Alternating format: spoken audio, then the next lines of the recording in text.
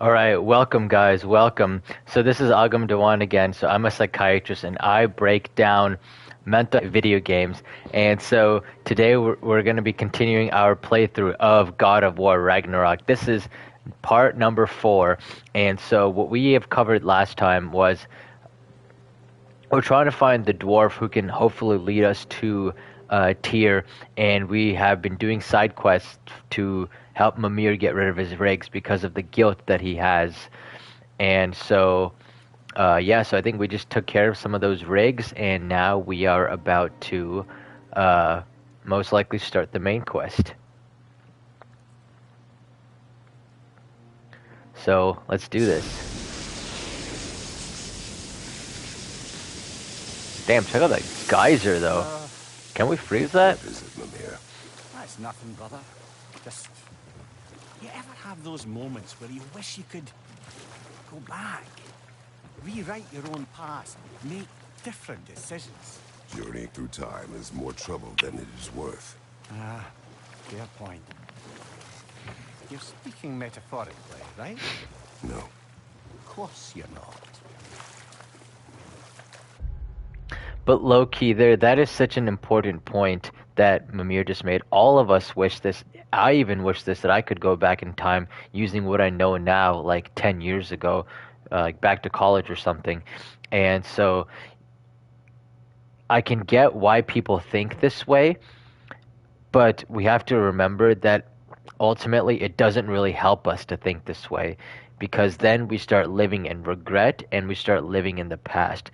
So instead, a better mentality to adopt is, okay, I can take what I've learned from the past mistakes are what got me here, and now I can use that knowledge I've gained from my past mistakes to shape my future. And that's really good, because that gives you power now. Now you feel like you're in control and you have direction in your life, rather than just staying stuck in the past about regret. Now you're focused towards the future.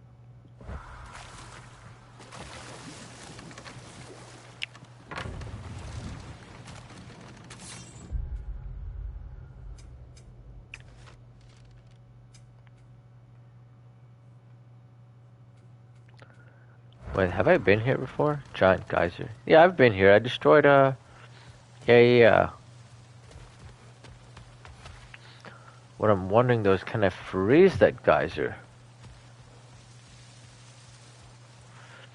I don't see a place to dock onto it though, so I guess.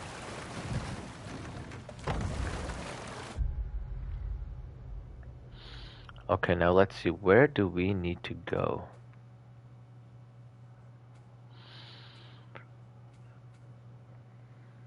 So we took care of that rig. We took care of Altof's rig. Can't do that one. Come back to it later. Dragon Beach. I can't do everything there either. Okay, so here's another rig that we can go to. Motivationeer's rig.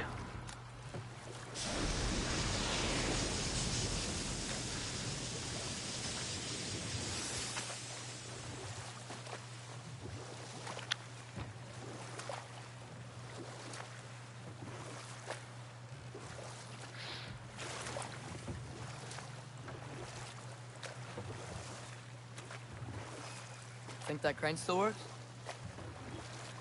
Only one way to find out, my son. Are those resources? There are resources in the water? We picked up resources in the water. Smell the smoke? There's another mining rig here. You speak of your deeds with shame. Do you regret not allowing Odin to kill them? I don't... No.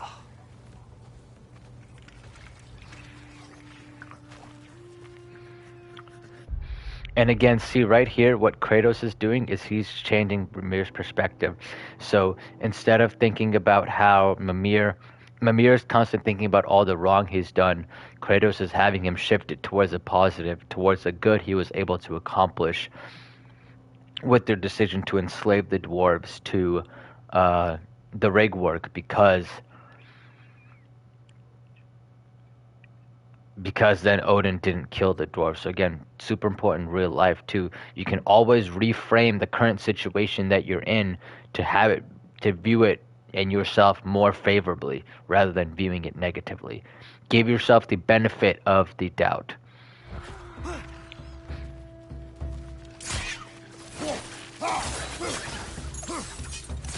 Oh, I love pulling these bitches.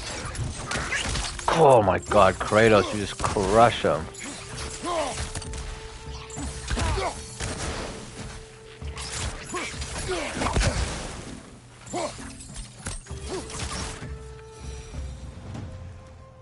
If the dwarves didn't like working for Asgard, couldn't they just quit?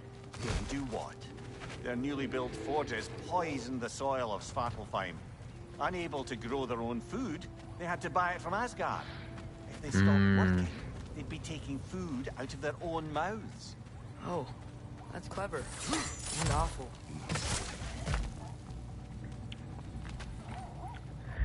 And see, that's what power does, right? Anyone in power, they want to make you dependent on them, right? And that's why it's really important to acknowledge in any kind of situation, no matter how anyone's acting,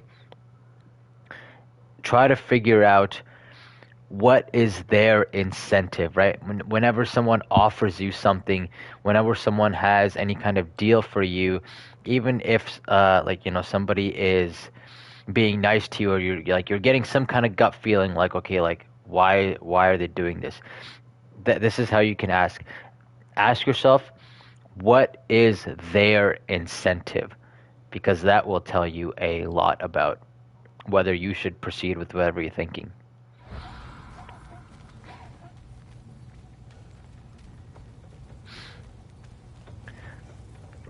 Like even something like, going to school, you might think that, oh, it's such a good decision.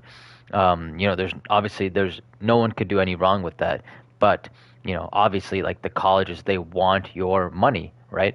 Any kind of employer, like let's say you work overtime for an employer, right? You think, oh, it's a benefit for me, I get more money, but your employer is getting more of your labor, and because of that, they are making more money from you working. So just be able to recognize, or even if the employer gives you like a free gift or something, right?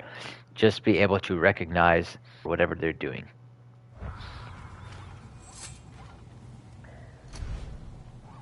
Where is my axe?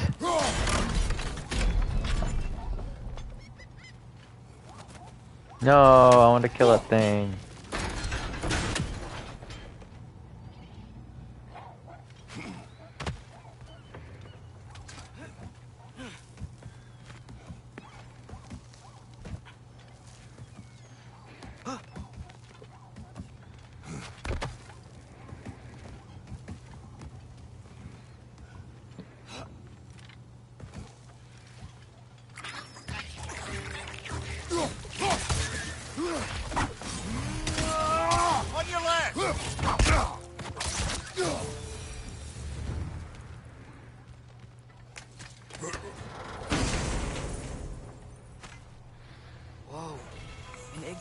To Muspelheim. Think it might lead to that combat arena we visited years ago? What makes you say that? Wishful thinking, I guess. Going through Surtr's gauntlet, it was fun. It was training. You didn't have fun? Well, anyway. We should look for the other half of the seed. Once it's whole again, we can see where it leads. See, again, right here, this is all about perspective. Kratos' perspective was, it was training. Whereas Atreus was like, yeah, it was kind of fun. We were able to bond over it, right? So both of them accomplished the same mission. Both of them, they both got training out of it. Yet Kratos chose to view it as purely work, whereas Atreus viewed it as something enjoyable. And so he got a lot more out of the experience, right? So again, in real life, his perspective, like let's say you're going to work, for example, you might say, oh man, I have to go to work, right? Or you could view it as, oh, okay, I'm learning a skill here. I'm developing myself when I'm going to work. I'm not just forced to do this thing, and I'm having fun. I'm seeing coworkers, and I'm getting better at something. So again, all perspective.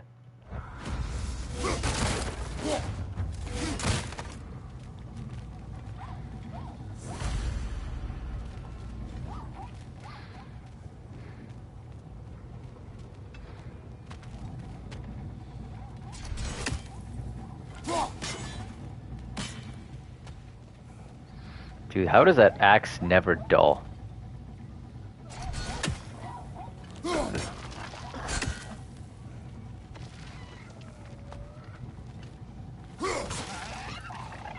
Okay, there's no reason why it should be like...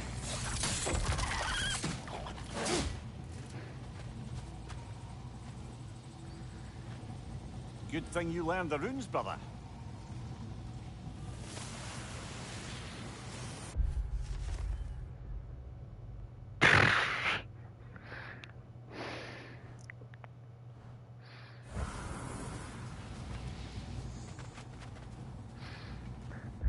Oh, and I just thought of another thing, that it's all about lifelong learning. In the first game, Kratos was not able to read the runes. Only Atreus was. And so now, fast forward a couple of years later, right? Atreus is, of course, teaching, or Kratos, of course, is teaching Atreus combat, but Atreus must have taught him how to read the runes, right? And that goes to parent-kid relationships in real life. Too often, parents think that, you know, they're the top, and they know like exactly what the parent, or they know all and their kid knows nothing, right? Rather than, okay, it's a two-way relationship, and you can learn from your child as much as your child can learn from you, right? So just having the humility to recognize it's a two-way relationship will take you so far in modern relationships.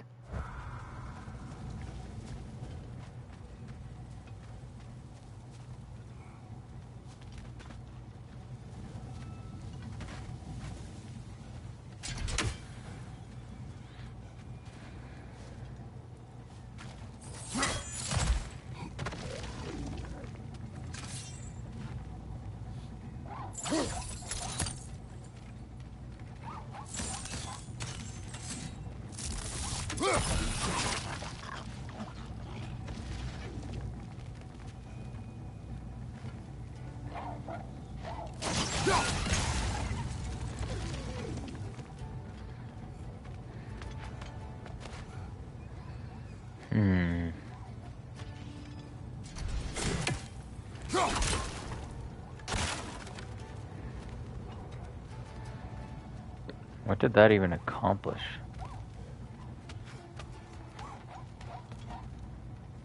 Oh, I gotta move the crane.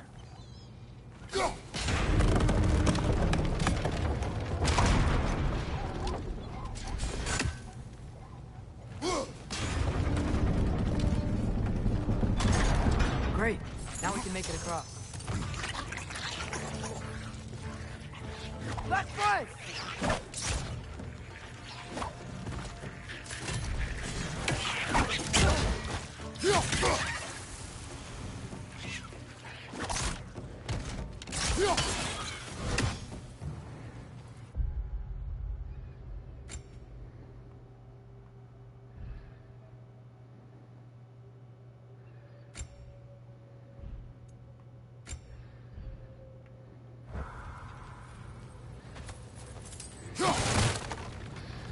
To hack silver dough.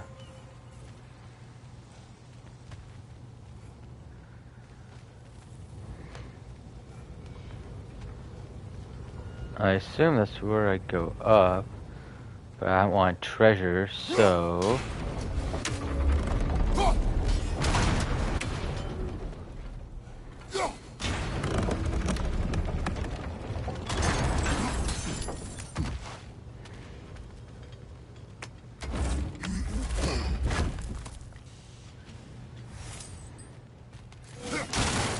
Oh yeah, that raw hide dough.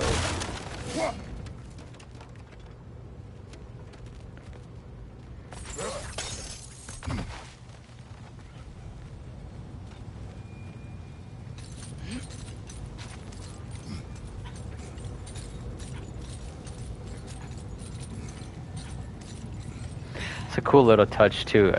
Kratos waits for Atreus to go and then he goes.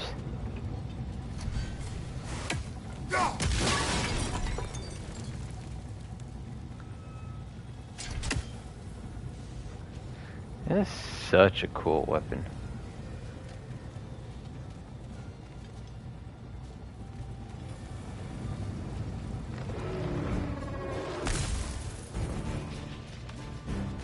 Wait, what are we fighting here? They just keep coming. It's a bear trap. Spawning a little wretches like there's no tomorrow. For it will be so!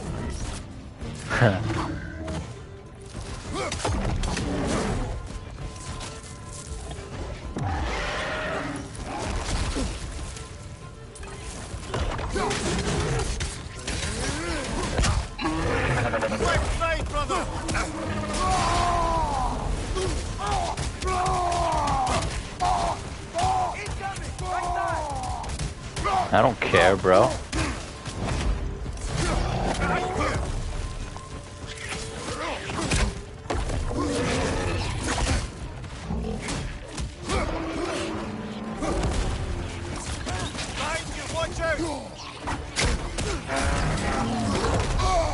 Oh shit.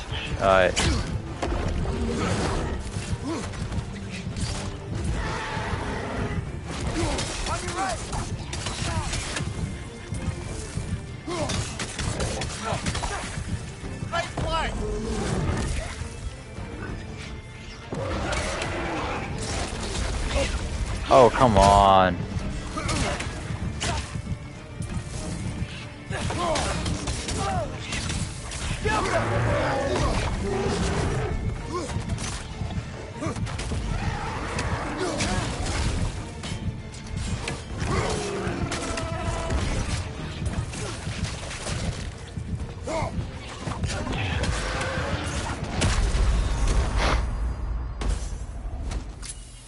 Save me, boy.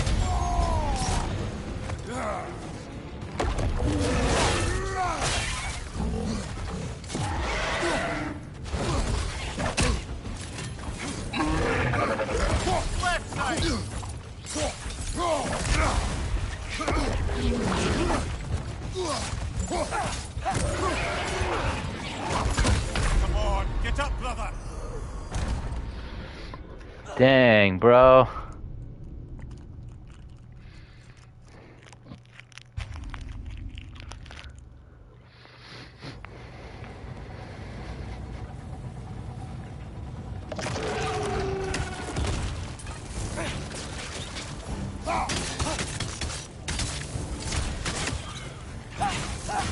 They just keep coming. It's a bear trap. Spawning a little wretches like there's no tomorrow. For her it will be so! Right side, brother. Oh, come on.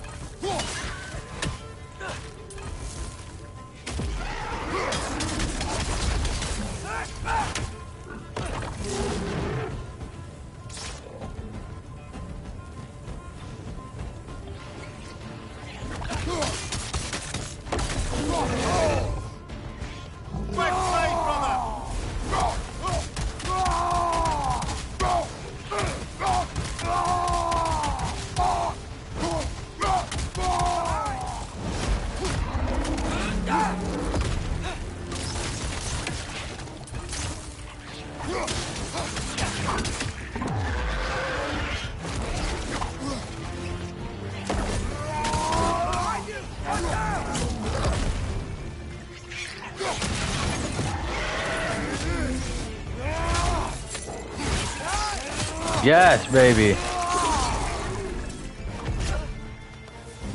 Oh, I could.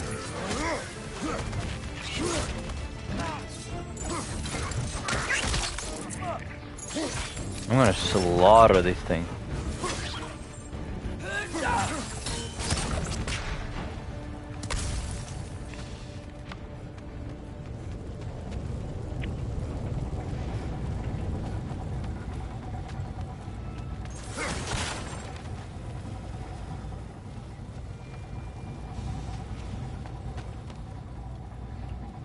Oh, I think that's where it came from.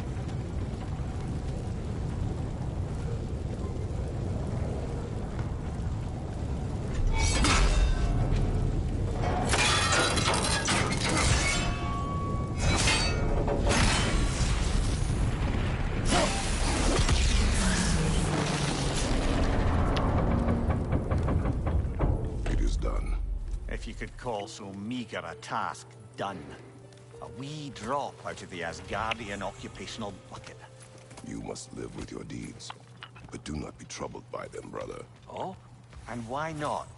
You were given an impossible problem. Do not blame yourself for failing to solve it. I'm sure the dwarves would feel differently. This doesn't fix things. No, but it is a start. A reminder, brother.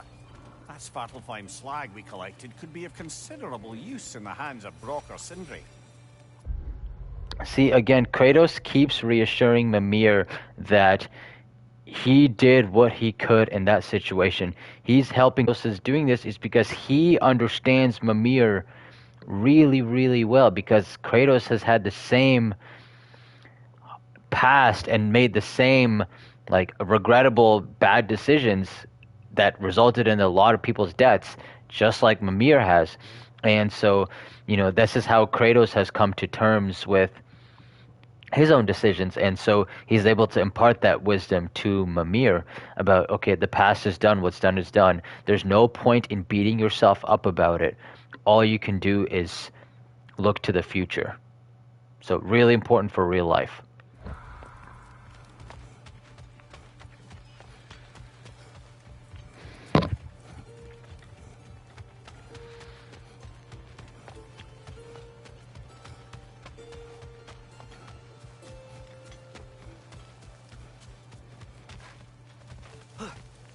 Damn, let's look at that place. See, no loading problems here, unlike Scarlet and Violet. Unbelievable. Like, literally everything is just rendered perfectly. What the hell is that?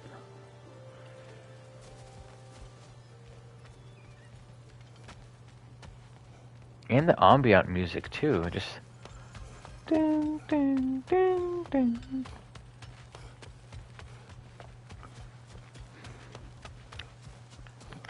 And that's what makes these side quests, like this side quest, so engaging, is because of the history with Mimir.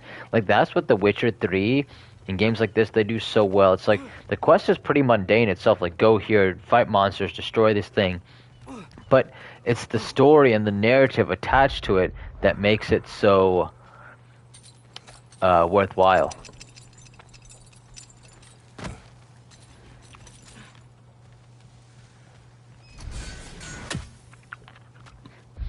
And again, just similarly in real life too, it's all about the story that we tell ourselves.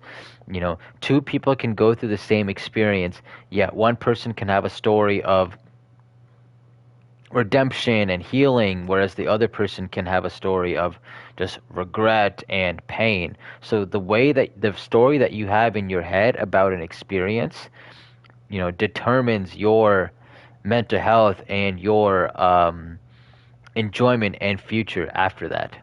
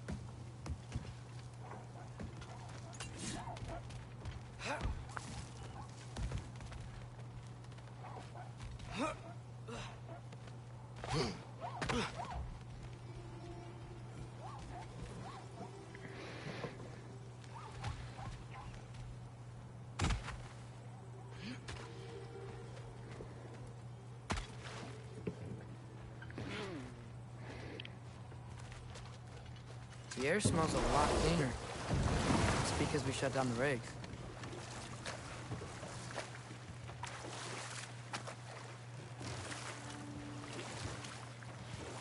Can I dock there?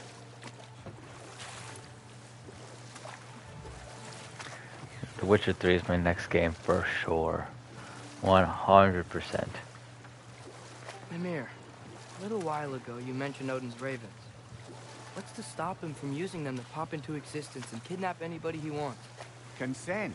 The only way to travel by Odin's ravens is by your own choice. Oh, it's not so bad then.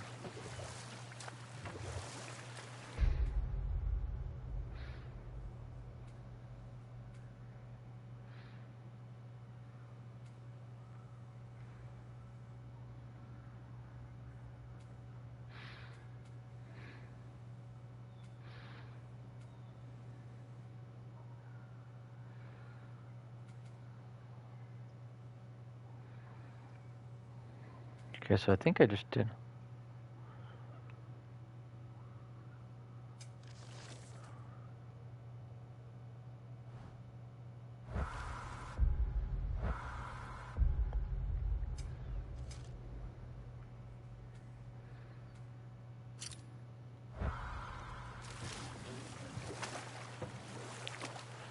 There's the watchtower I spoke of. We need to get through the door on the ground floor.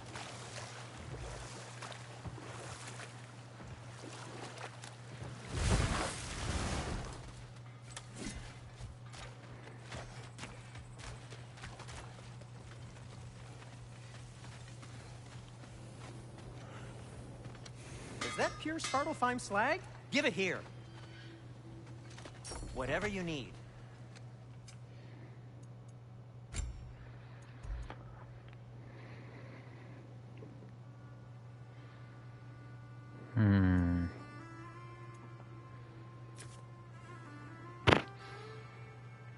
Can't even see it. Whatever. I'll heat up the forge.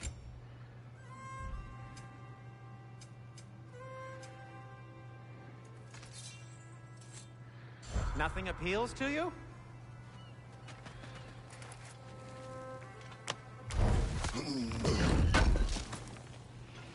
Thanks for grabbing that for us. Oh, I'll take the forged iron.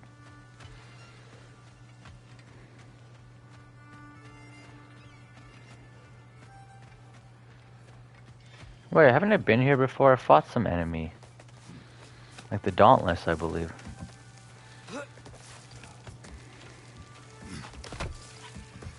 Can you hear that? No. Thought I heard a voice. Let's keep going, lad. Just put the key into that lock, brother. And who's gonna come out of it? Saving.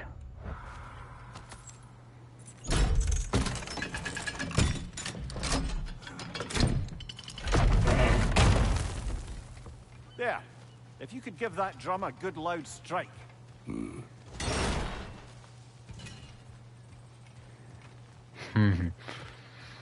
Nothing bad's gonna happen here. No boss is gonna come and attack us. No way.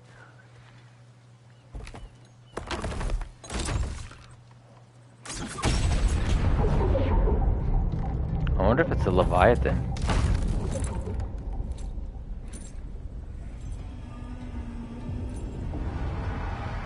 What? So that's the voice I heard. I'd hoped it would have escaped by now, but we'll need to free it from its restraints.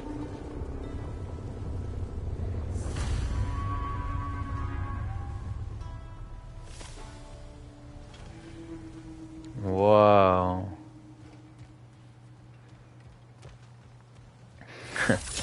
Bitch is an island.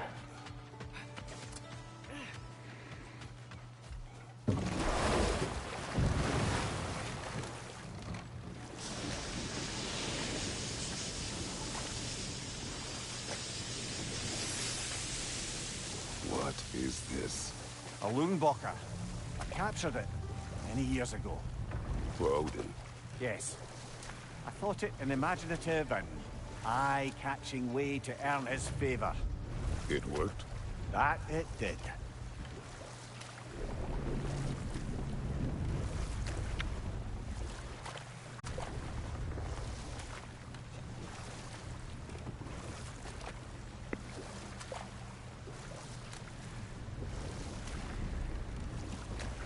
Can't talk here. Maybe there's another way up?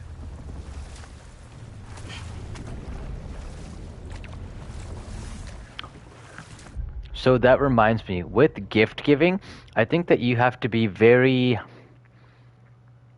tactful in how you do it. So if you're giving a gift out of spontaneity, or of course like a special occasion, then I think it comes across very genuine.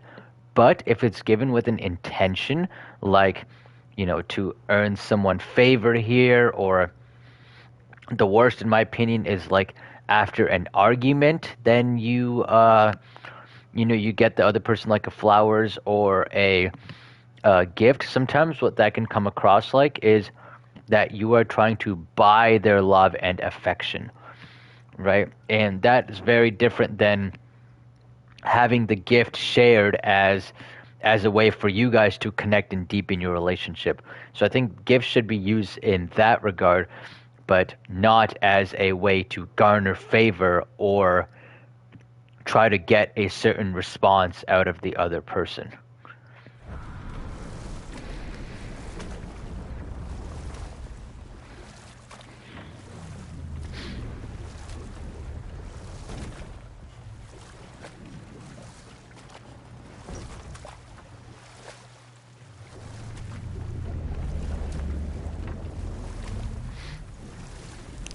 Resources.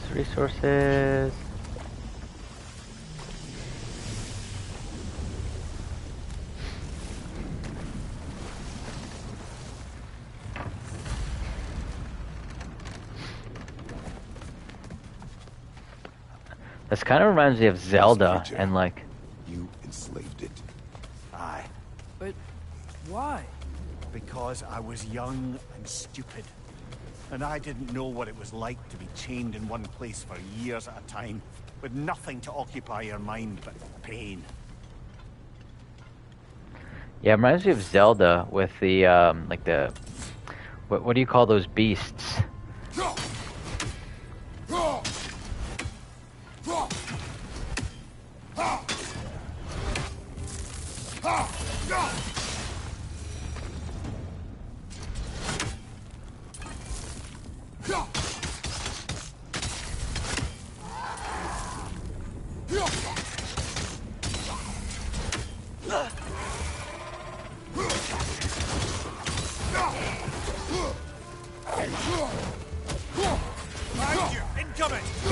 Doesn't matter, I'm invincible, 'cause I am Kratos!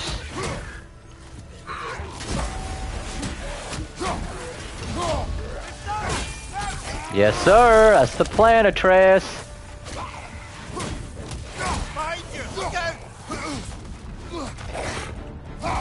This is Sparta.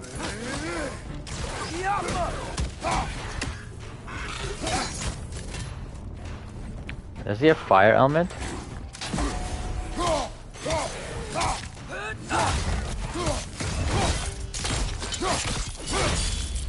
My god, brutal.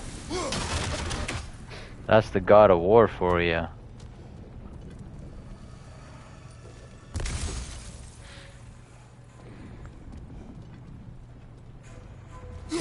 Nope.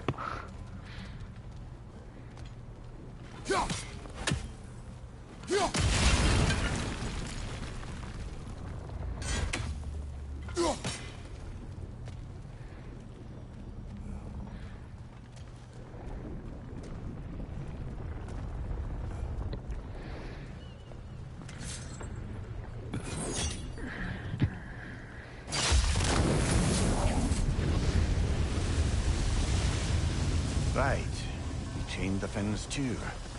If you could... Easy. Easy.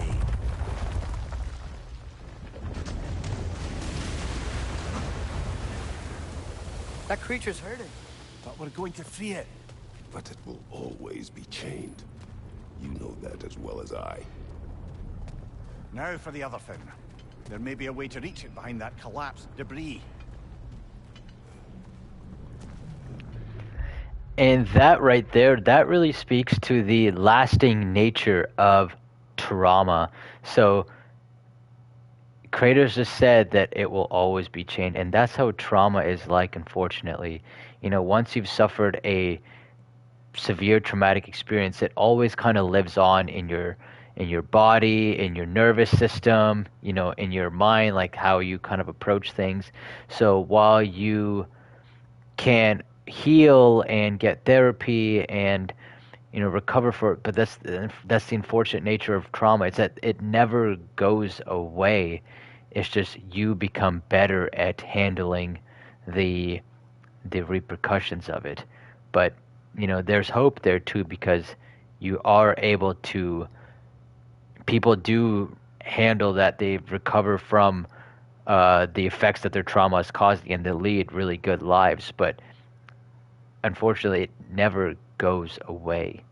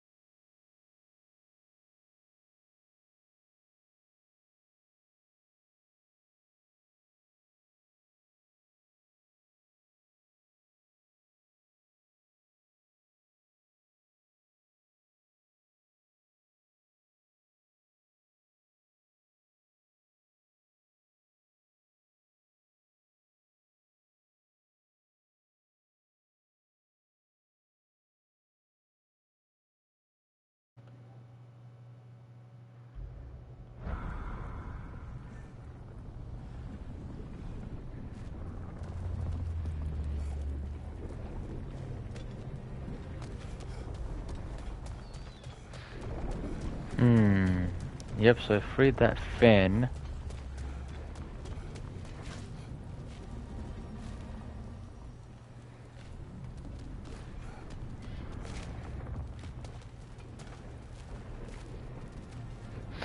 Gee, I wonder what it's like without the...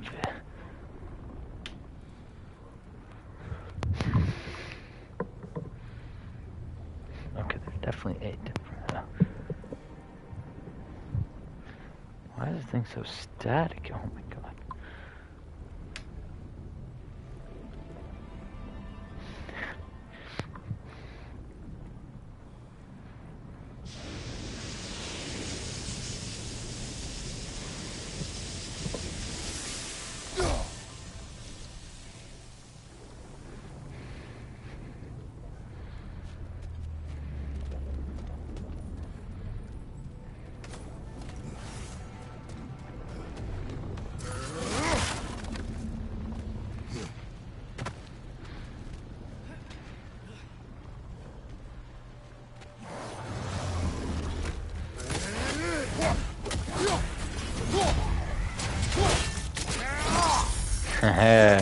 Early bird gets the worm.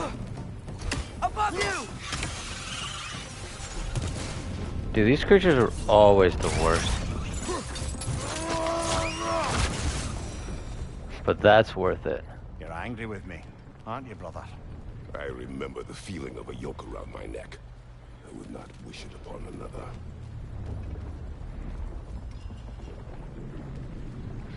See, what Mimir just did right there was he identified the emotion.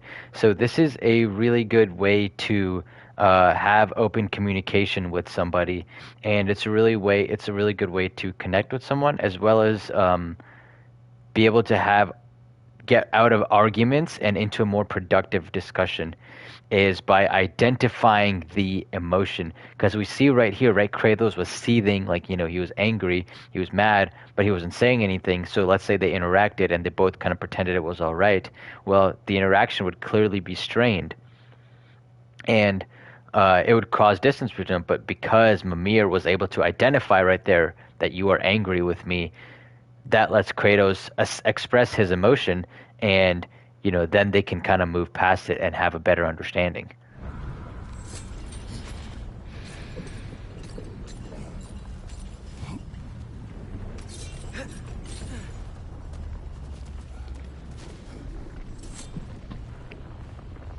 Anything illuminating?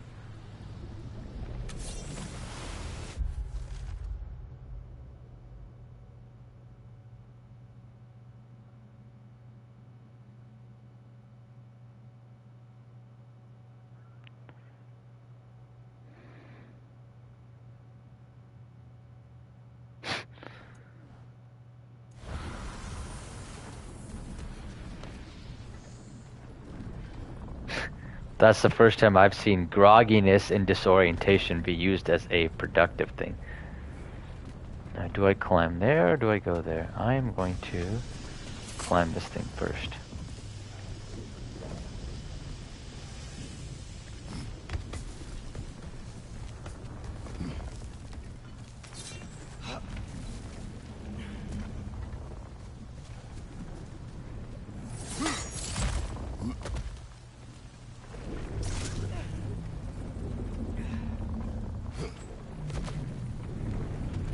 More inspiring lyricism from the mind of Kvasir.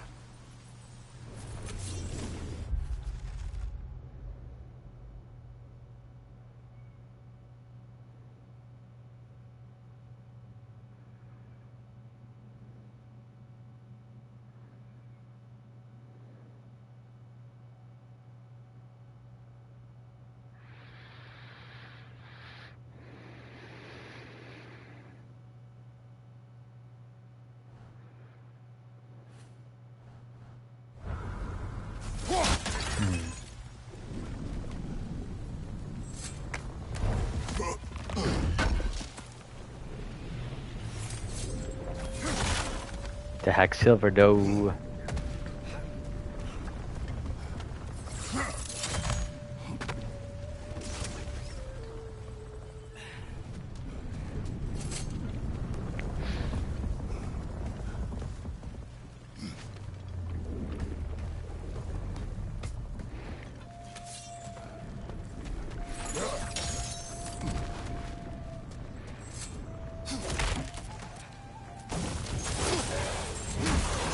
To the left!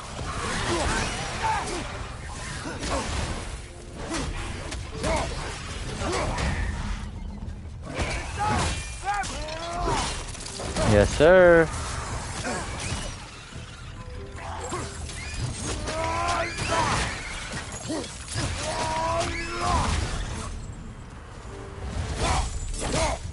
Oh my god. I love those blades. You just slaughter things. Its fat was a good source of oil for Odin's lanterns. Oil for lanterns. Whatever anger you're feeling, whatever loathing toward me, it's nothing to what I've said to myself. And that's a really another thing that happens in real life is we are often our worst critics. So right here, right, even though Kratos is angry with him, there's been other times when like Kratos really acknowledges what and he empathizes with Mimir said and kind of help shape his thinking. But Mimir just commented that whatever you say, I've said much, much worse to myself, and we do this all the time in real life. We are our worst critics, and You know, we don't need to be. It doesn't serve us right. If you make a mistake, you can learn from it. You can identify, you can feel some guilt, and then you move on from it. You don't need to keep beating yourself up about it again and again and again. And this is really where a lot of anxiety, a lot of depression can come in, is because we get fixated on those negative thoughts rather than moving on from them.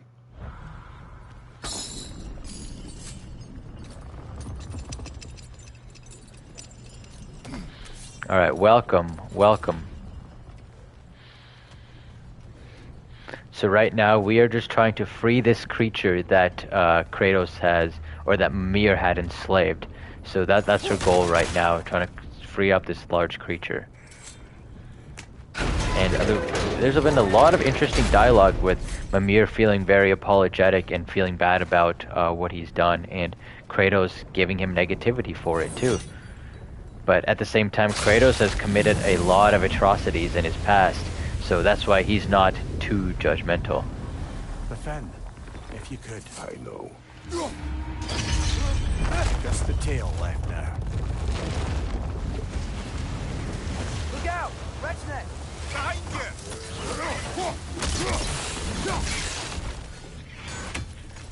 Oh.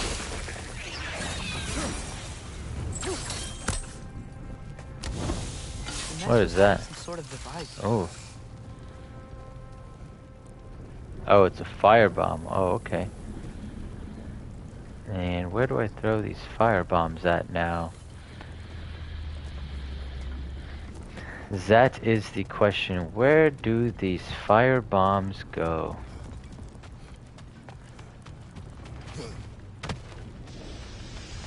Right here? Hell yeah.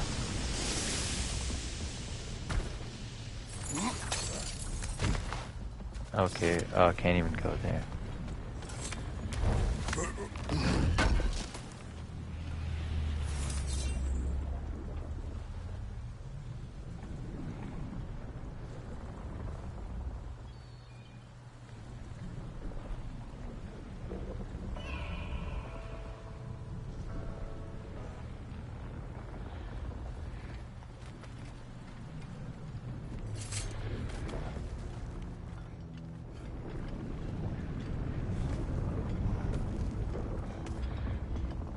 Booty.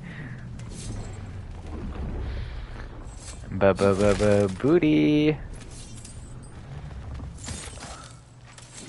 One raven down. Hell yeah.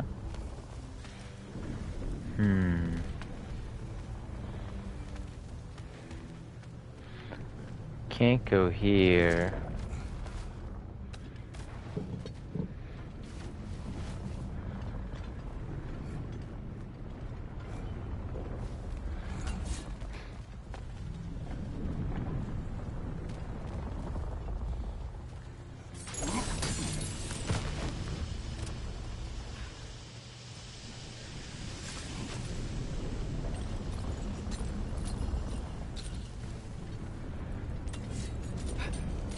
Okay, I've been here, clearly been here before.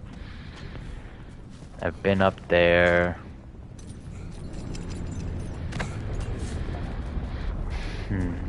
What am I missing here? So, can I climb up here? No, there's nothing down there. He said just the tail left now. Is the tail this way? Okay. So I need to get there. And I am here. Which means I probably need to destroy that debris. Which means I need that firebomb again.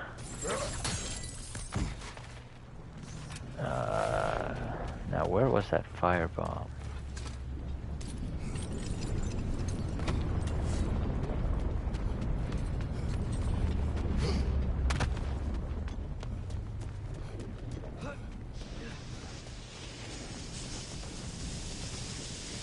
So the firebomb's right here. So I picked up the firebomb. And nope.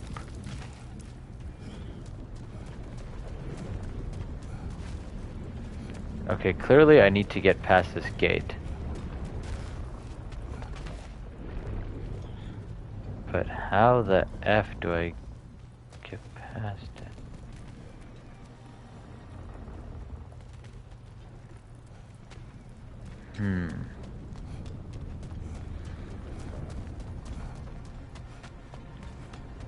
Oh. Maybe that's just some treasure, but hey, treasure's treasure. A win is a win.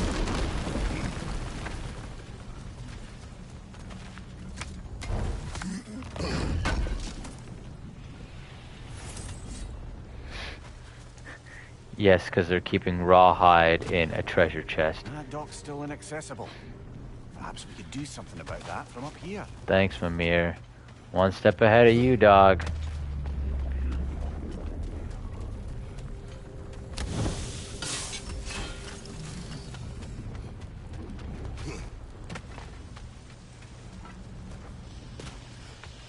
That dock's still inaccessible. Perhaps we could do something about that from up here. Maybe that dock can lead us to the tail. Let's get back to the boat. Guys, daddy's ahead of y'all. You don't need to stress. You never spoke of this creature. Does that surprise you? That an old man would be ashamed of the mistakes he's made? No. See, I love moments like this because it just shows the depth of understanding that Kratos and Mimir have. Both of them have made egregious mistakes in their past.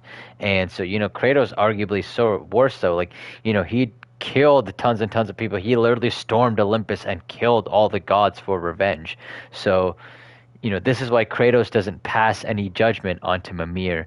And this is really important in real life, too, when we find ourselves judging people based on very little information that we know about them. And we can't. Remember, like there's the saying, like the glass houses. I can't remember the saying, but we can't judge people because everyone's done some bad stuff in their past. So who are we to judge other people the way they live their lives? Plus, honestly, it's just a lot of negative energy that you are attracting into your life that you don't need when you judge someone else.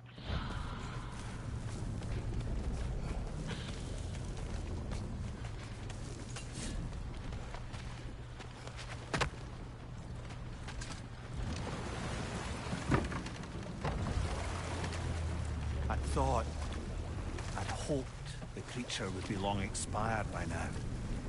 But apparently the Aesir couldn't even be bothered to mercy kill it once it was no longer useful. We could kill it. No. Not when we can save it.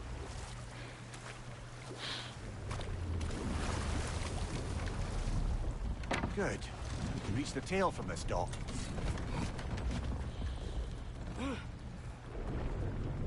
That's what makes this game so good. Is like Save this broken creature.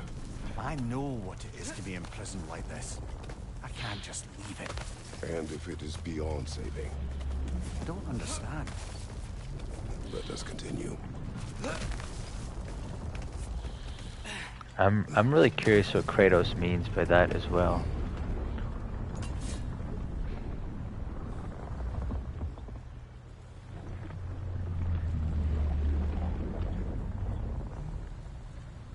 Another thing that this speaks to is having hope in life, right? Especially when we get stuck in depression and if it goes so far bad that we feel like there's no hope and the only hope is to get out of this world, then, you can feel like there's no hope, there's no saving you. And I think what's important to remember is no matter how, bad your situation is, there's always some hope, and it's really good for our survival and for our mental well-being to be able to cultivate that hope wherever we are, no matter how down we feel. So just like in this case, right, even if Kratos is the more pessimistic one, Mimir has hope, and that's powerful.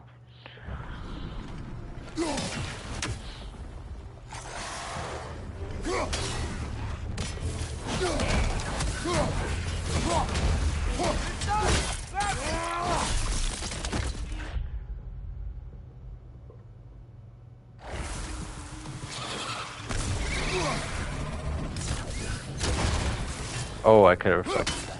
Oh, I know exactly what I'm doing.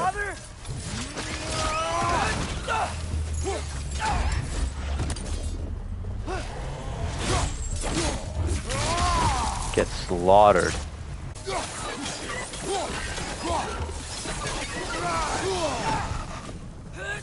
Left, right, brother!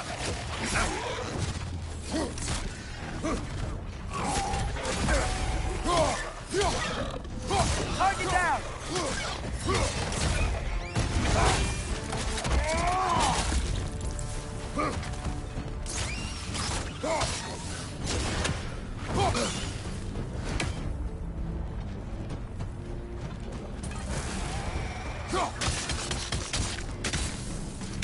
Behind you! He's coming!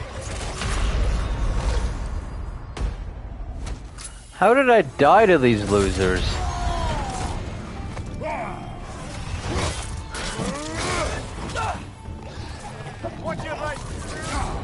Oh my god.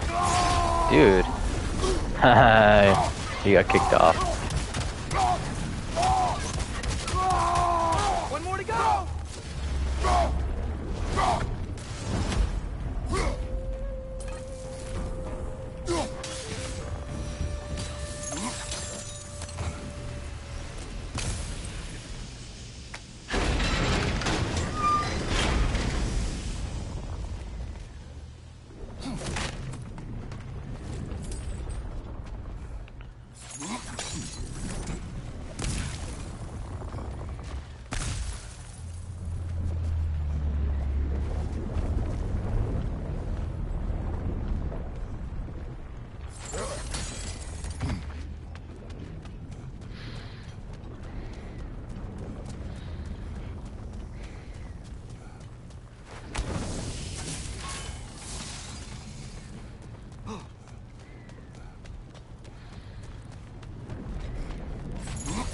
Yes, I can carry the fireball with me.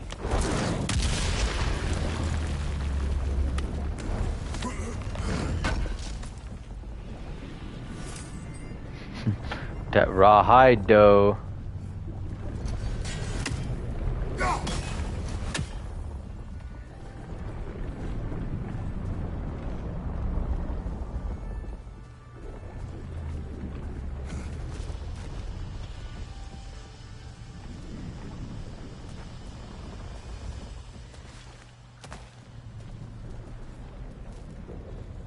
Did I see a raven around here? Did I spy a raven with my bare eyes?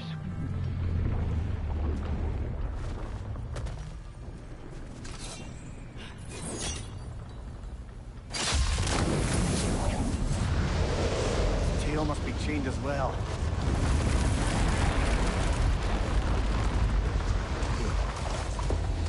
Sliding down that rope should take us where we need to go. Bruh, you don't have to explain every step to me. Like, I got it.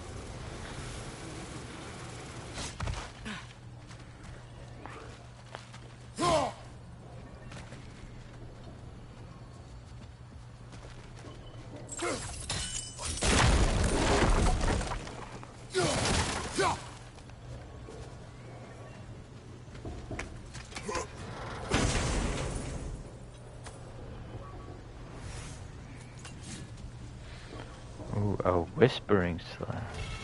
I mean, I know I can free it, but... Wait, did I just get a shield?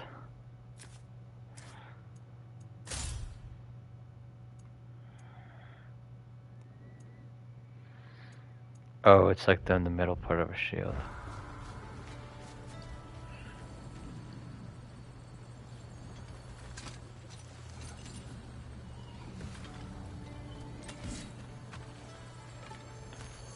Oh, this is the exit, okay.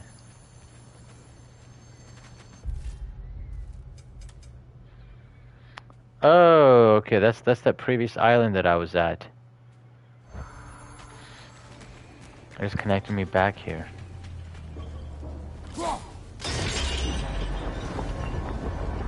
There! You're free!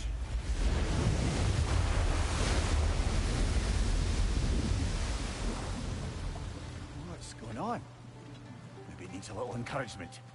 Can you get me closer to its eye for a face-to-face, brother?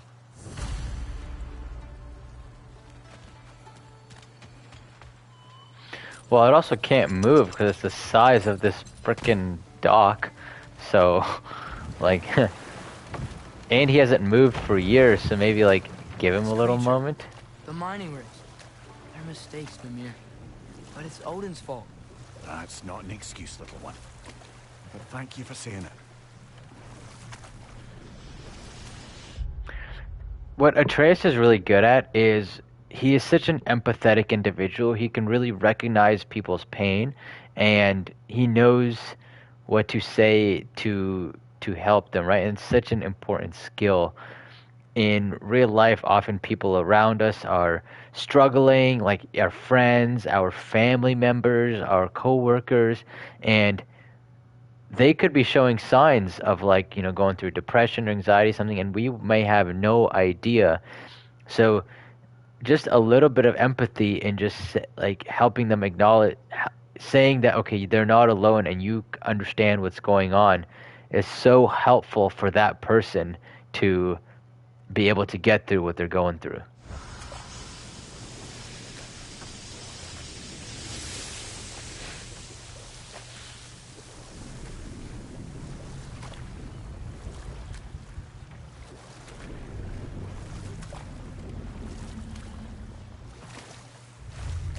Are we gonna get in his mouth too, just like the Leviathan?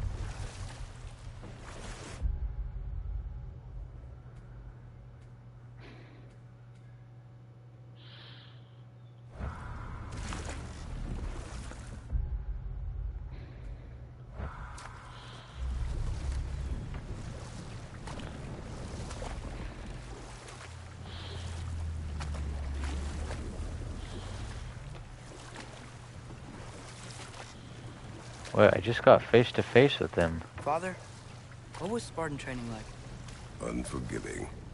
Is that why you didn't train me like one? Did you not think I could handle it? I did not think you should have had to. Thanks.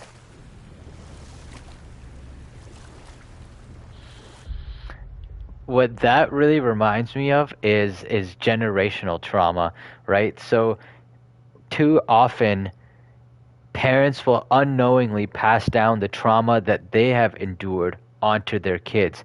Sometimes consciously, but a lot of the times unconsciously, right? It kind of comes out in their mannerisms and how they raise their kids and how if they use like physical punishment or not, how they handle consequences. Too often it comes out because that's how they were raised, right? And it takes a certain level of mindfulness and insight to say, hey, just because I went through this doesn't mean that I'm going to pass this on to my children.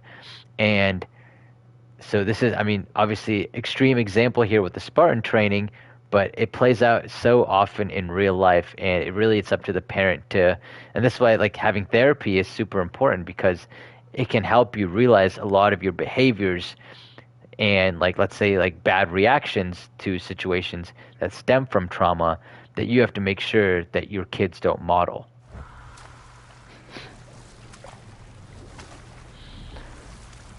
Okay, so like do I get on top of him or can I just boat to see him?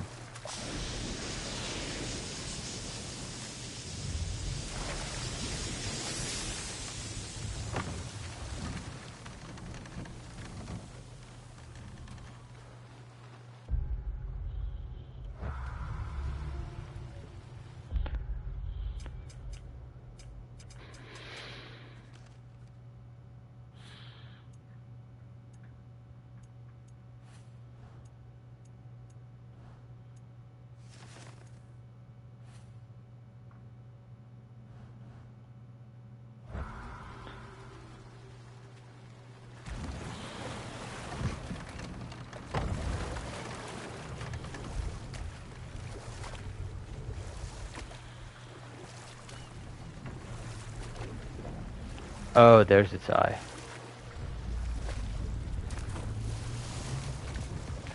Why do I feel like this is not gonna go over well?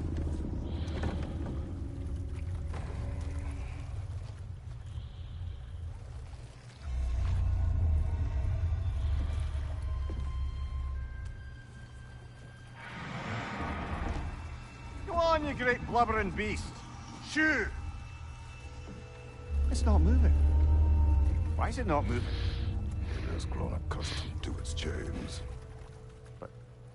No. No, we can face this. We just need to chase it off and scare it. Something. There is No. no making things right. Only better than they were.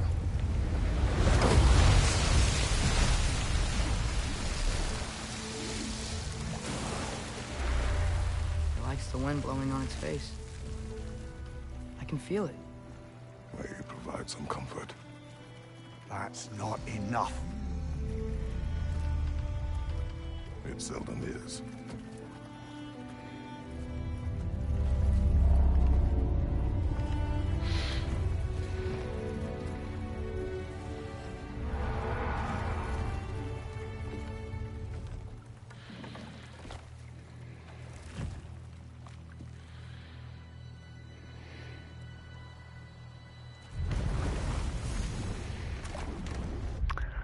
So in psychology, there's an experiment called the learned helplessness experiment, where they have a group of dogs and they shock those group of dogs, and what they found was that when they shocked them and made it impossible for them to escape, next time the dogs were in a situation where they could escape, even when they were shocked, they chose not to escape even when they could. And the researchers literally had to pick up or like guide the dogs physically to be able to jump out of the enclosure. And that's called learned helplessness, because the creature literally learns that whatever it tries will fail, so what's the point in trying? And this is one of the key things that keeps us stuck in depression, is that we become so hopeless, we lose all facet of control, that we feel like no matter what we do, that things won't get better. And just by having knowledge of learned helplessness, that it's a phenomenon, and that's what's causing us to feel like we can't do anything, can provide some comfort in knowing that, okay, this is like a real thing, and it's something that you can break out of. You just have to now train yourself to break out of it, and that can give you hope, understanding that, because otherwise you just feel like you're stuck. But I think this was a really good side quest.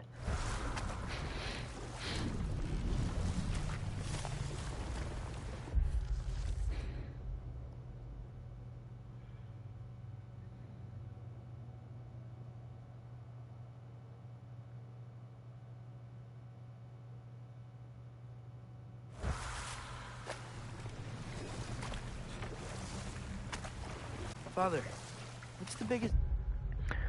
Another good thing from these interactions is that Mimir accepts responsibility for what he's done, and he doesn't turn the blame onto Kratos. Like, he never says, well, you've done something really bad too, and you were a monster in your time too, right? He accepts his own responsibility without bringing the other person into it.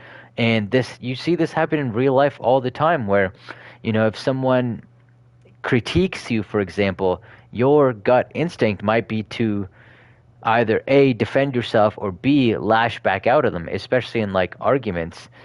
If like your spouse says you didn't take out the trash, you might say, well, like, you didn't do the dishes, like lashing back out at them rather than accepting responsibility for what it is you've done. So super important point, if you have done something wrong, don't lash out, don't blame the other person, just accept it with humility and grace, and then that'll simmer things down so that way you can continue whatever the interaction is and solving whatever problem you're trying to solve. Thing you've ever fought? I do not know. You can't remember? Why do you ask? I don't know. So we can compare? It is not a competition. I mean, not yet.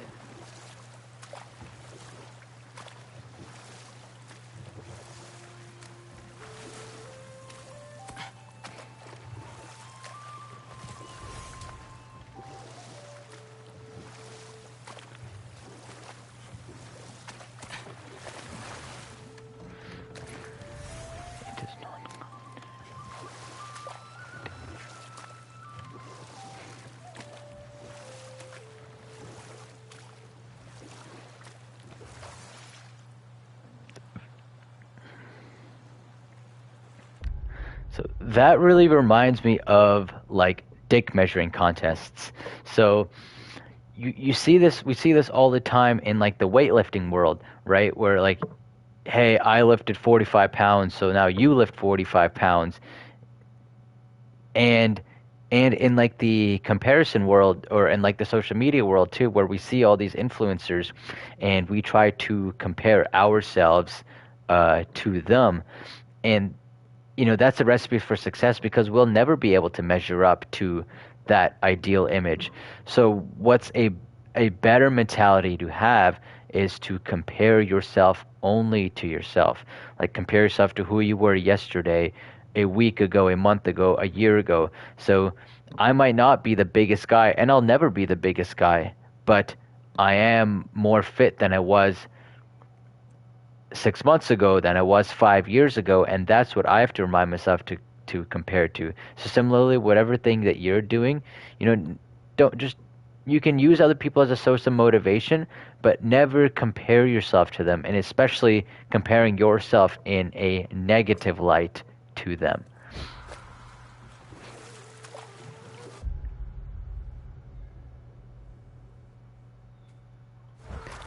All right, but that's enough side questing. I think we need to get to the main story at this point.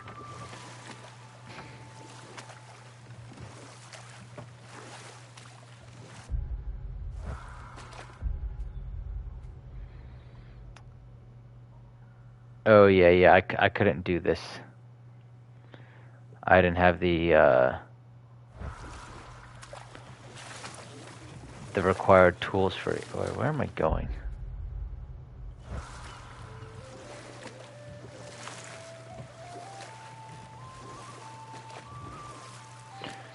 I've seen how this lake becomes frozen too when Fimbulwinter gets worse. So I'm excited to see that and see the dog sledding. Ooh. We going to Durlin? Hope he'll be happy we fixed those rakes. Honestly, I doubt he'll give an F.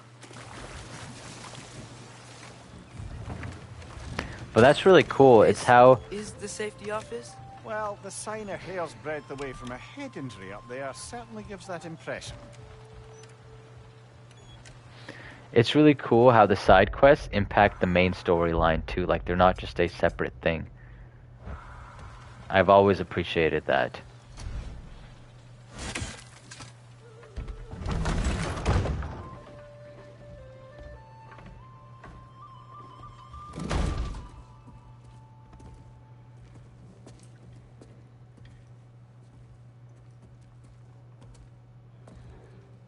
We're looking for Durlin? You have an appointment?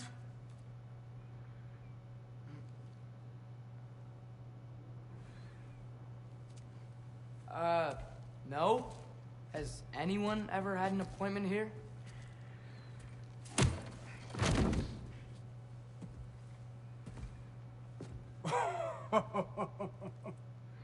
Here to collect on something, pal? Think, parading a severed head around on your hip is gonna scare me into somehow approving estrogen secretion proposal, eh? We are looking for a prisoner of Odin's. He's being kept in a mine somewhere. Some friends of ours said that you could help. Where did you get...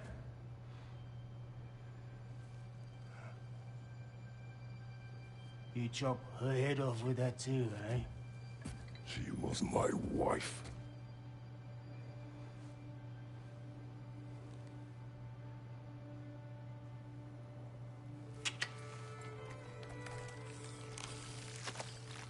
Dina and I wondered where she went after our little coup here failed. Failed? Yeah, come. Failed. Faye is dead.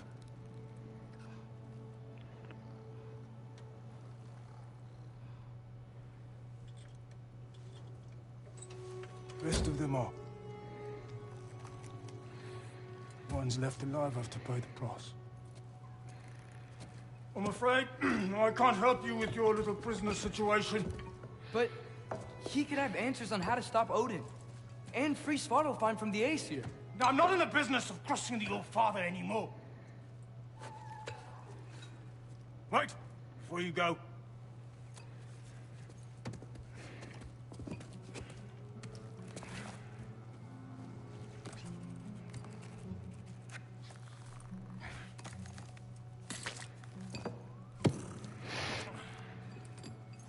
Take this. What is it? A fine.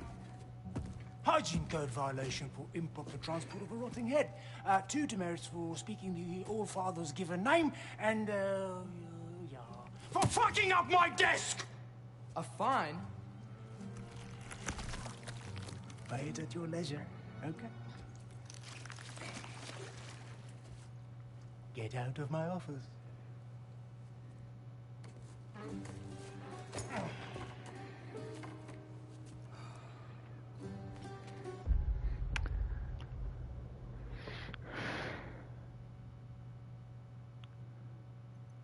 My first thought after watching that was, this is how people try to assert power in a situation where they have none. Like here, clearly like Kratos and Atreus are the more intimidating bunch, right? And so Durlin knows that he doesn't have any power against him. He can't win. And so now he's trying to assert some level of control and power over them by giving them a meaningless fine. So that way he feels like, okay, he came out with the upper hand in the situation, or that, like, you know, they got what's theirs too. Again, we see this so often in like arguments. We see it in, for example, like divorce settlements, where two people who loved each other will now try to fight to the bitter end to get, like, you know, the water bottle, right? Because each one is trying to make sure that they're not the ones who come out at the bottom, that their ego isn't as hurt as the other person's, and they come out on top. So if Durlin had had more of realization and insight into his behavior, that, you know, that's not really a helpful thing, and plus he reacted very emotionally too, then, you know, you would have seen the futility of what he's doing. Like, who is he trying to impress? Hey there. So what about get out of my office? Don't you understand? You said her name was Dina? Oh, sure. Thank you. I think.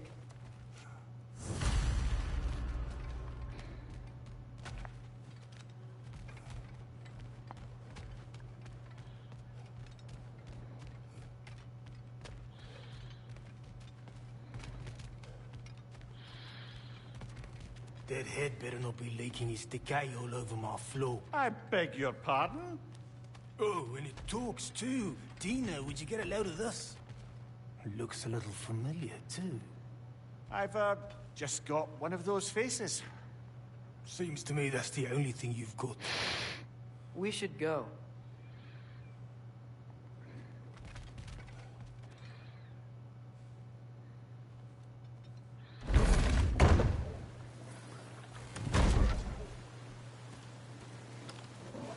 Hey.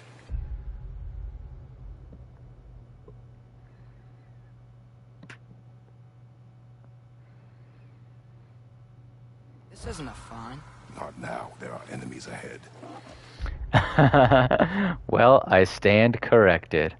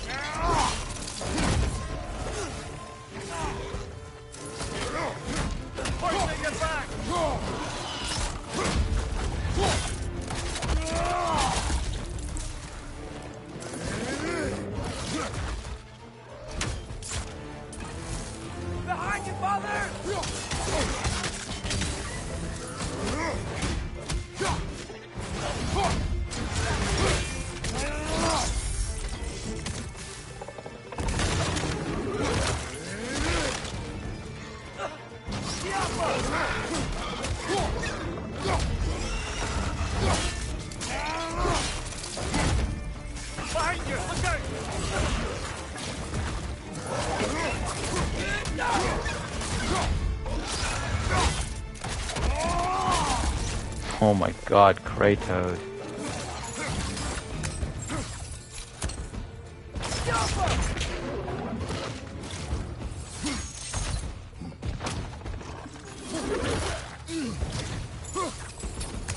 Oh my god.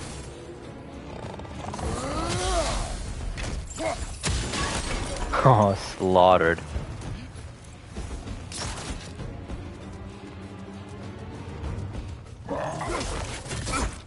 Incoming! Above you!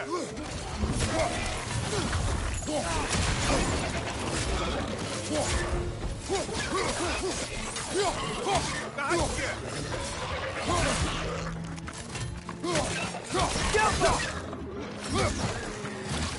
Behind you! Incoming! I love that the stun animation makes me invincible.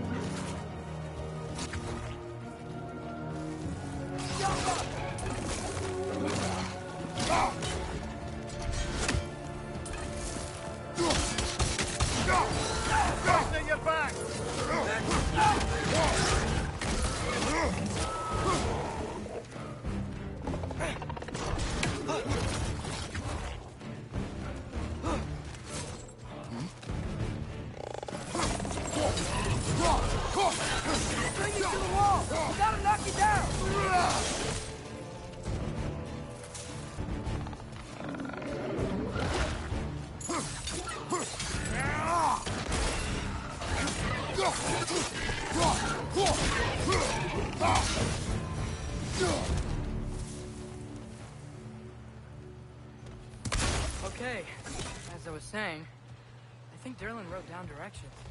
The dwarf has given us a map. Sort of. You smelled him? It seems to lead to a mine beyond that mountain. Ah. Tyr! Durlin helped us anyway. Not everyone uses axes and arrows to fight.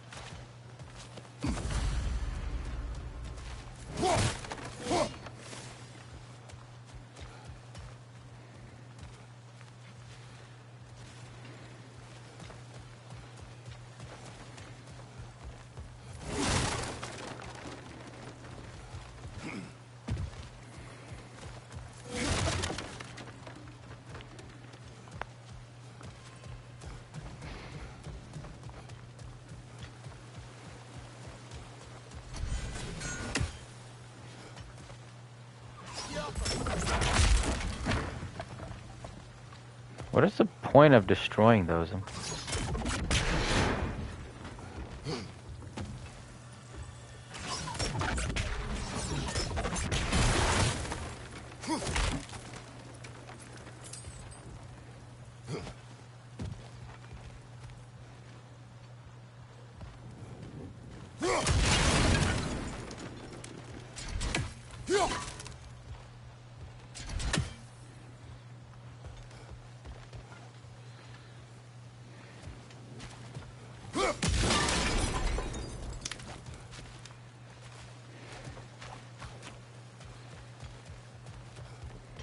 Okay, let's make sure I got it.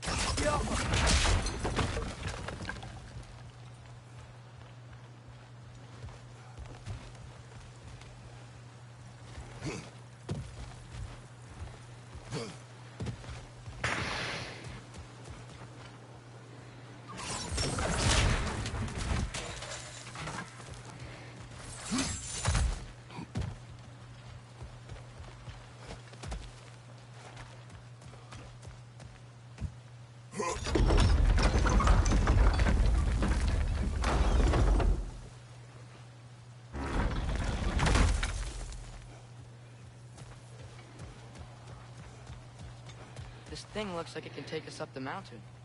Maybe we'll be able to see a mine up there. Ah, nothing quite like a dwarven train ride.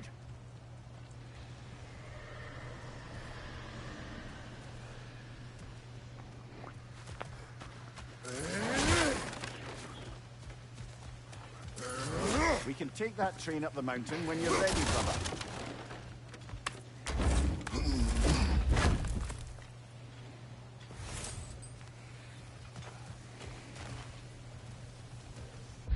Oh, another thing I just thought of is that Kratos constantly tells Atreus that he needs to control himself, control his emotions. Yet, we see here in this scene how he is clearly not controlling his emotions, right? So, he can't tell Atreus what to do, you know, without walking the walk as well. So he's got to take his own advice too, right? It's like a do as I say, not as I do kind of scenario. And kids don't learn from what you say. They learn by modeling your behavior. So this is important for Kratos to realize that his interactions, you know, no matter how emotional it got, that he has to be able to control his emotions too, just like he tells Atreus to.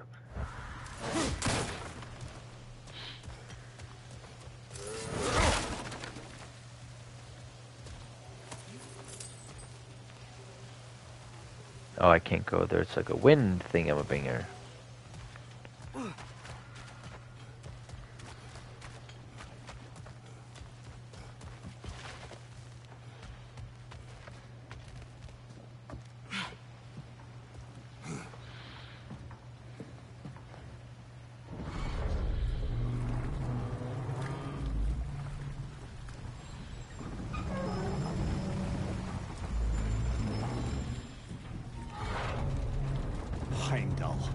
There's a name I don't miss hearing.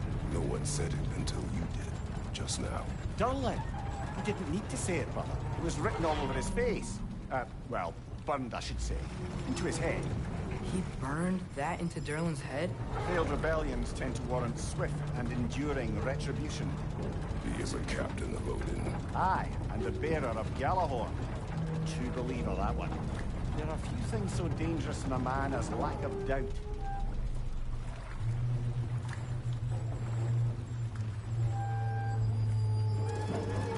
Seems like we're here. Come on. This way. I can see another train. Let's look for a way to get over there. I love how they disguised a loading screen as like a little piece of dialogue. Like, that's so clever.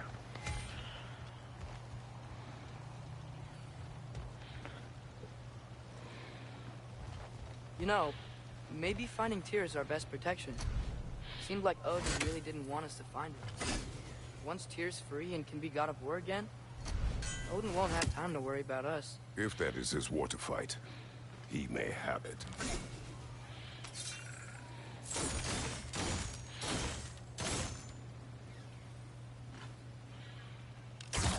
Yappa! What?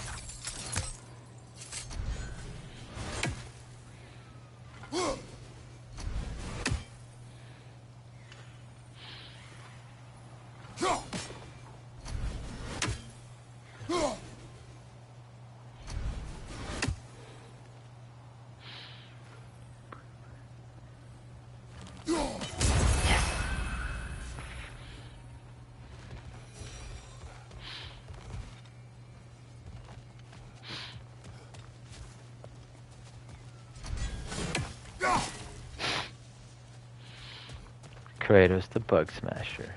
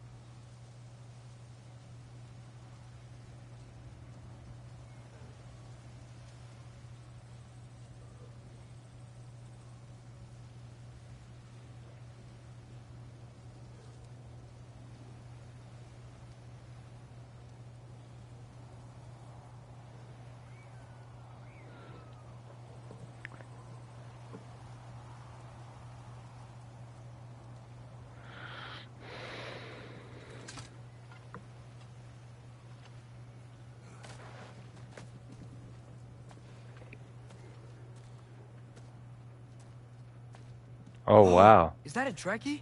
What happened here? Use caution. I Yeah. think it's dead. Yep. Definitely dead. Definitely not dead. Hey, I wonder if... Atreus!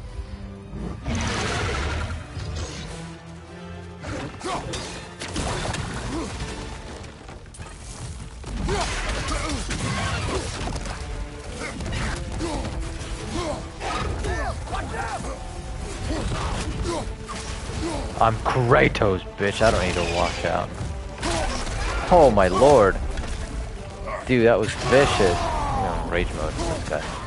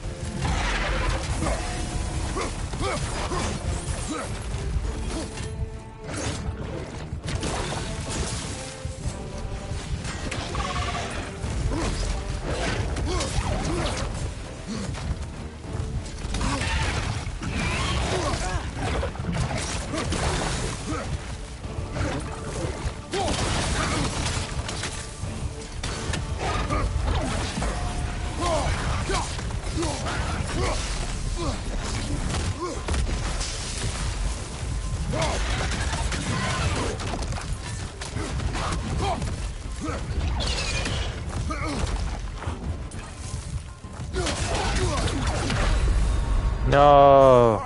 This is a fine mess. Oh, I never got my resurrection stone back. Damn.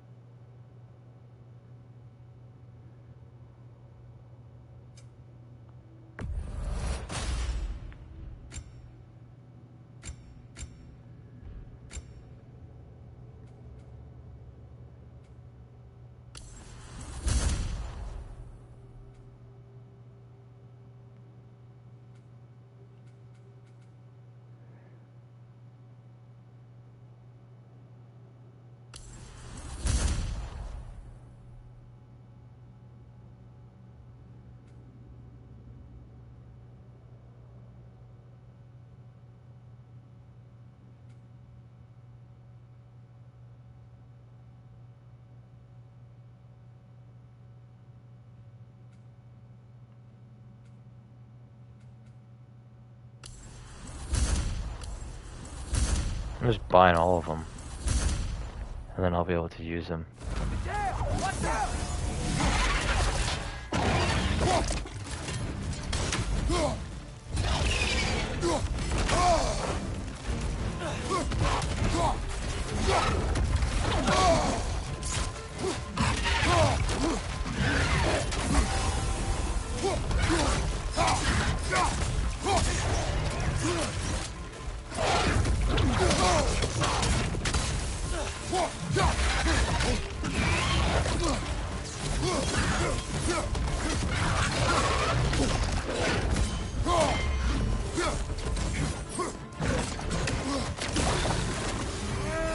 Oh shit, whoops.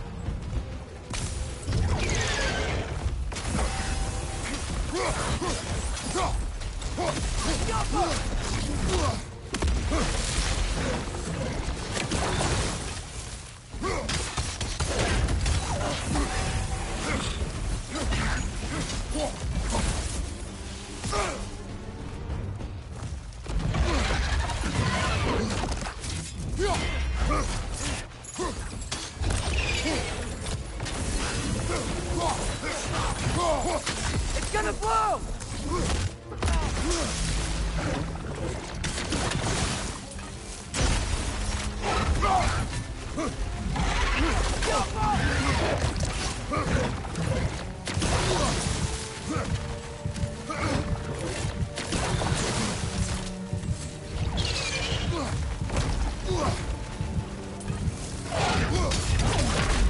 No! Dude, I need like 2 more hits on him.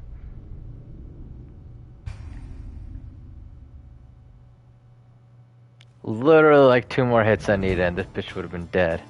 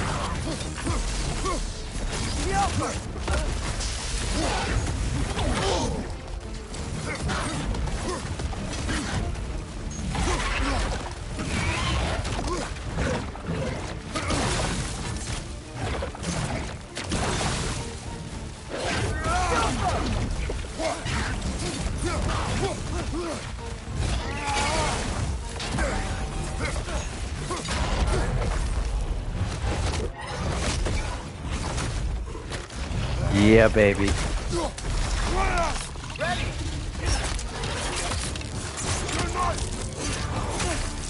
Oh, sick! That one was tough. Stay on your guard. There could be others around. Low-key, that's just a visual representation of how far Kratos and Atreus have come. Like, I don't remember a combined kill like in the previous game where Kratos and Atreus did that, but here, like maybe Atreus may have helped, but like here both Kratos and Atreus got the finishing blow together, and that's such a symbolic way of showing how much their relationship has evolved and the level of trust that they have each other, like in combat and outside of combat. Think that directly is what killed the first one we found? If so, it was their aggression that got them both killed.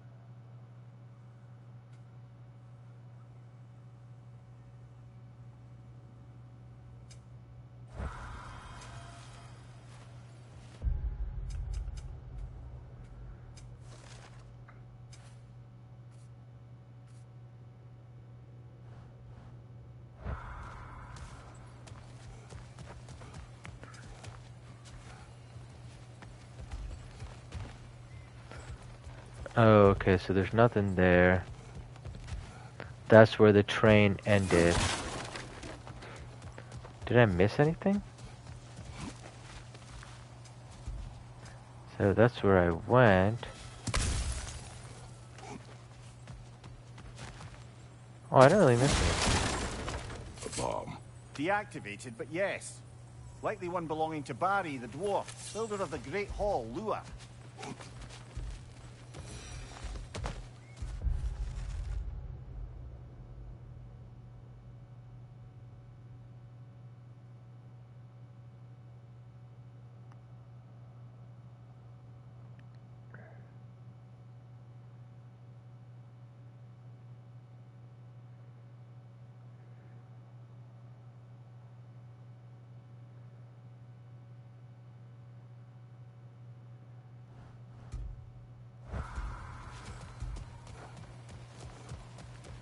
That's kind of tragic.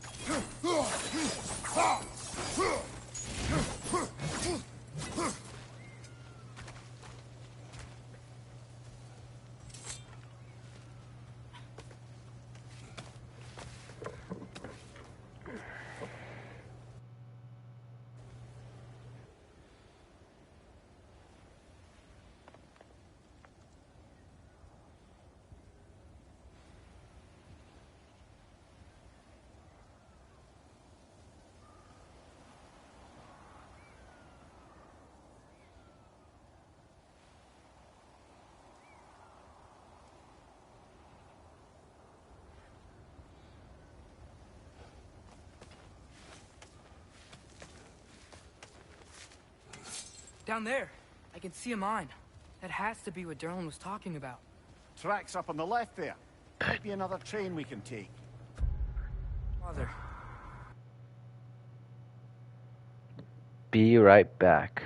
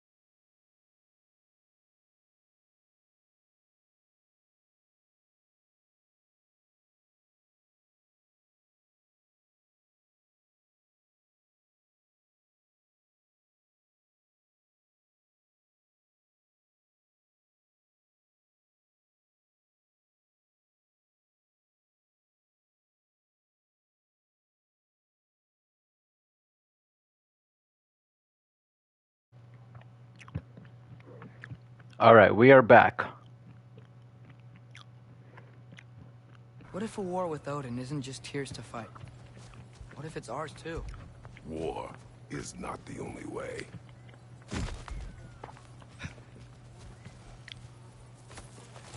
Amen, Kratos. Actually, why don't we just call it? Yeah, so we accomplished a lot today, and so thank you for watching the stream. So where we were at, we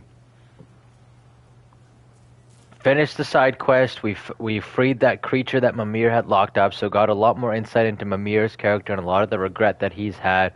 We found Durlin, you know, looked at his character a little bit too, his reaction, Kratos' reaction, and ultimately he was a helpful guy, and now he's led us on this path to this mine where Tyr may be held. So yeah, and we fought a Dreki too and beat it, so let's see where that goes. But thank you for staying. So you can catch the short form clips on TikTok as well as YouTube Shorts, so you can see all those clips there.